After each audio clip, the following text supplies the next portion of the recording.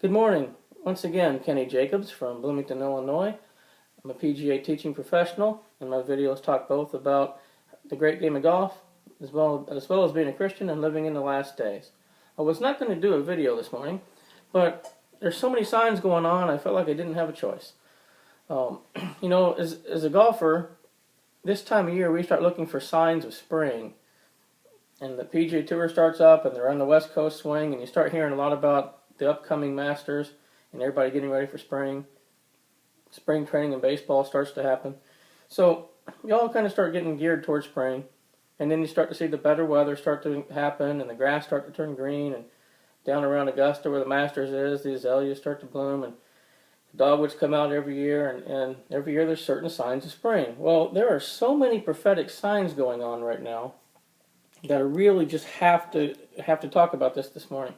Last week I did a video about Ariel Sharon and how a 108-year-old rabbi, before he died, had said that the Messiah had appeared to him, that Jesus was the Messiah, and that he had appeared to him and told him that he was going to return, that Jesus was going to return to Israel shortly after the death of Ariel Sharon. Well, and that's an amazing prophecy, even though it's not a biblical prophecy. It's an amazing prophecy because this guy was a very well-respected rabbi, and the Jews obviously do not believe that Jesus is the Messiah. But this guy, right before he died, said that Jesus is the Messiah and that he was going to return. Well, Ariel Sharon died today. So right away, it's like, wow, this is going to be an interesting day. Now, if that is true, we don't really know what shortly means, but it's just another sign that Jesus is coming back soon. In 1139, Malachi had a prophecy of the remaining popes from his day to the end of time. And if you go back through his list on that prophecy, the current pope on his list is the last pope. Now that prophecy said that the last pope would take the name of Peter the Roman, and obviously our pope is Pope Francis, but that to me does not mean that prophecy did not come true. And Pope Francis is the first ever Jesuit pope, and he seems to be a lot different than the popes have been, and I'm watching that real close because, again, just another sign. He's supposed to be the last pope. Then this morning I see on Fox News a story about new technology in pajamas, in kids' pajamas. You scan them with your phone or your iPad, and then it will help you read a bedtime story to your children. So they're computerized, scannable pajamas. And they were talking about how everything is scannable today. I want to show you something. Here's the scanning device right here, that square. And I want to point out something. So one big square with three little tiny small squares in three of the four corners. We see that on everything now. The three little squares, 666. The scanning technology and the RFID chip is a huge indication that Revelation chapter 13, the mark of the beast, where he causes all, both small and great, rich and poor, free and bond, to receive a mark in their right hand or in their forehead, and that no man may buy or sell unless he has that mark. That technology is here. And I keep talking about how that technology is in the Obamacare plan. And in 2014, which we're in 2014 now, they are going to start implementing the RFID chip into people's hands for the Obamacare bill. We've got 4 blood moons coming up starting in April. Between 2014 and 2015. That's a major prophetic sign.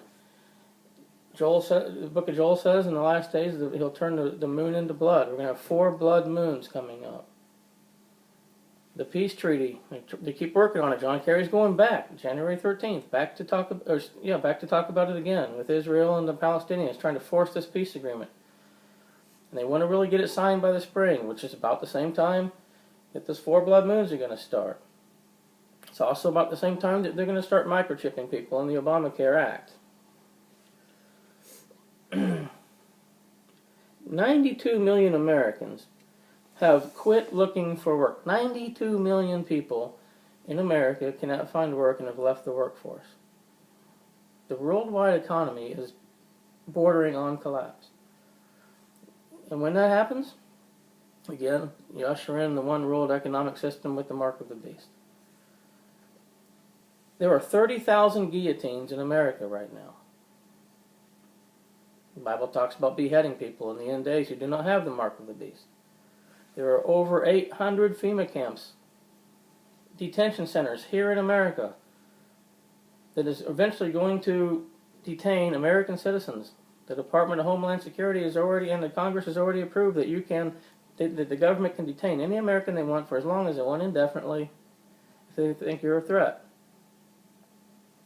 And our government has said that the number one threat to our country is evangelical Christians. Catholics are like 3 or 4th on that list.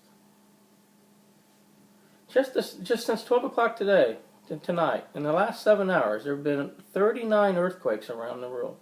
39 in the last 7 hours. Now, most of them aren't very big. They're 2.0 or whatever. There's already been several 4 or higher, though. But that's just in 7 hours. 39 earthquakes today. Matthew chapter 24. Oh, I wanted to give you one more. Well, let me read this first. Matthew chapter 24. The disciples came to Jesus as he sat on the Mount of Olives and said, "When will this happen, and what will be the signs of your coming and the end of the age?"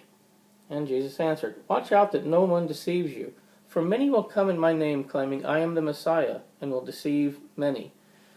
There are currently 14 people in the world claiming to be Jesus Christ. The most famous one at the moment is a man named A.J. Miller who lives in Australia, and he claims his girlfriend is Mary Magdalene. And he's actually developing a following. It's unbelievable what people will believe in these last days. But there are currently 14 false Christs that we know of in the world. And Jesus said, "Many will come in my name, claiming that they're me. You will hear of wars and rumors of wars. But see to it that you are not alarmed. Such things must happen, but the end is still to come. Nation will rise against nation and kingdom against kingdom. There will be famines and earthquakes in various places. All these are the beginning of birth pains." That's where we're at right now. Like I said, we had 39 earthquakes since midnight. "Then you'll be handed over to be persecuted and put to death, and you'll be hated by all nations because of me." Hence the FEMA camps and the guillotines. "At that time many will turn away from the faith and will betray and hate each other, and many false prophets will appear and deceive many people."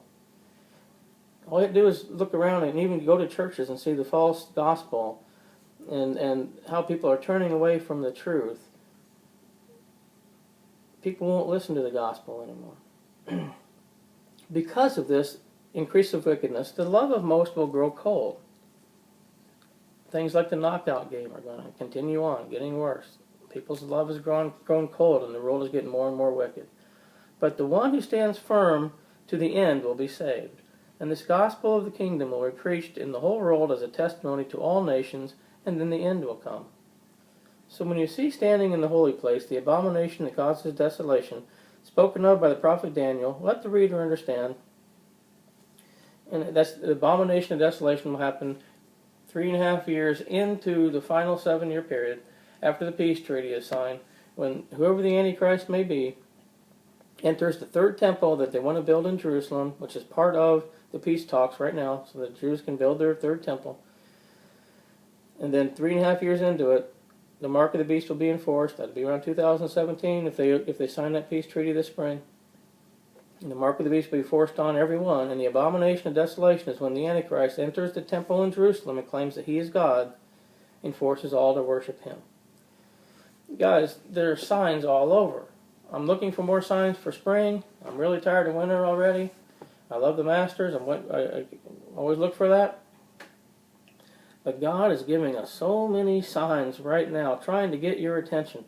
He's doing everything short of coming down here and getting in your face and screaming at you.